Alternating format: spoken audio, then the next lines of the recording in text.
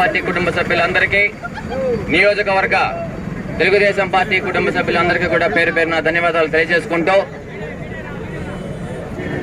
ఈనాడు మన ఆంధ్రప్రదేశ్ రాష్ట్రంలోని ప్రజలు ఏమి పాపం చేస్తే నువ్వు ముఖ్యమంత్రి అయ్యావయ్యా జగన్మోహన్ రెడ్డి అని అడుగుతా ఉండ. జగన్మోహన్ రెడ్డి గారు, మీరు ఈ రాక్షస పాలన 4.5 సంవత్సరాలుగా చేస్తూ ఒక లెజెండరీ లీడర్, దేశంలోనే కాదు ప్రపంచవ్యాప్తంగా కూడా పేరు ప్రఖ్యాతులు సాధించి తెలుగు వారి గౌరవాన్ని చాటి చెప్పిన ఒక మహానుభావుణ్ణి తప్పుడు కేసు పెట్టి తప్పుడు సాక్ష్యాలు సృష్టించి 2 సంవత్సరాల ముందు ఎఫ్ఐఆర్ చేసిండే. ఎఫ్ఐఆర్ లో పేరు లేని వ్యక్తిని కూడా ఎఫ్ఐఆర్ లో పేరు 37వ వ్యక్తిగా పేర్లు చేర్చి ఇంత అక్రమంగా న్యాయ వ్యవస్థలన్నీ కూడా మేనేజ్ చేస్తూ ఎలాగైనా చంద్రబాబు నాయుడు గారిని ఒక్కరోజైనా జైల్లో పెట్టాలనే దురుద్దేశంతో తప్ప మా చంద్రబాబు నాయుడు గారు ఎటువంటి తప్పు చేయలేదు, చేయడు అని రాష్ట్ర వ్యాప్తమే కాదు దేశవ్యాప్తంగా కూడా అందరూ కూడా తెలియజేస్తున్నారు, మద్దతు తెలుపుతున్నారని తెలియజేసుకుంటున్నా. ఇంకా వాళ్ళ కేబినెట్ మంత్రులు ఉన్నారండి, చంద్రబాబు నాయుడు గారిని మేమెందుకు అరెస్ట్ చేస్తాము అని చెప్తారు. చట్టం తన పని తాను చేసుకోబోతుందని చెప్తారే కానీ ఆ రోజా ఉండాలి.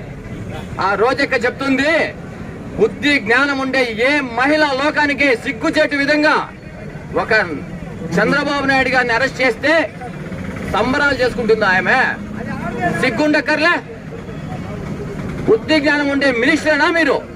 ఒక మినిస్టర్ కేబినెట్ హోదాలో ఉండి చిల్లర చేష్టలు చేస్తూ మహిళా లోకానికే కాదు మన ఆంధ్రప్రదేశ్ రాష్ట్రానికి కూడా చెడ్డ పేరు తెస్తూ ఆంధ్రాని దేశంలో కూడా దిగజార్చే విధంగా ఈ కేబినెట్ మంత్రులందరూ కూడా మూకుమ్మడిగా చంద్రబాబు నాయుడు పైన దాడి చేయడం దుర్మార్గమని తెలియజేసుకుంటున్నాను.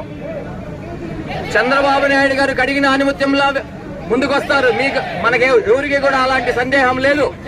కానీ ఈ వయసులో ఏ తక్కువ చేయని ఆయన్ని 9 గంటల కారులో తిప్పి సిఐడి ఆఫీసులో బంధించి 24 గంటలంటే ఒక 10 నిమిషాల ముందు కోర్టులో హాజరుపరిచారంటే ఎంత దుర్మార్గులు, ఎంత శాడిజము, ఎంత సైకోయిజం.